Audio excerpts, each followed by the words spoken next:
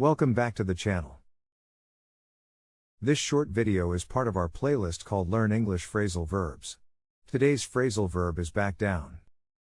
It's quite common, which is the reason why it has found its way to our list of most frequently used phrasal verbs in English.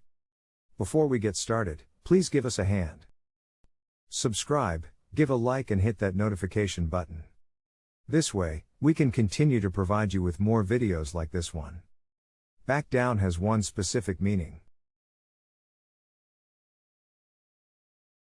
It means to withdraw your position in a fight, argument, plan or similar. Let's start by having a look at how to conjugate back down. In the infinitive, back down. In the present tense, back down, and backs down. Gerund, backing down. Past tense, back down. Past participle, back down. As you can see, the verb back is a regular verb.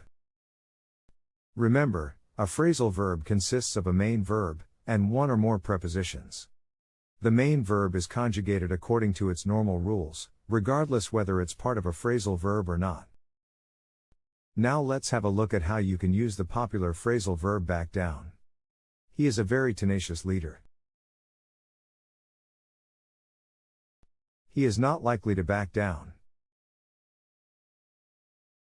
The armed conflict has been going on for years now. Neither side is willing to back down. The occupying forces faced overwhelming resistance, and decided to back down. She was proven wrong, and subsequently, was forced to back down. The item at the auction was so popular that no one backed down until the price reached $1 billion. He backed down in the argument out of respect for his father. This was a quick overview of the phrasal verb back down. We constantly update our playlists, so be sure to check back again.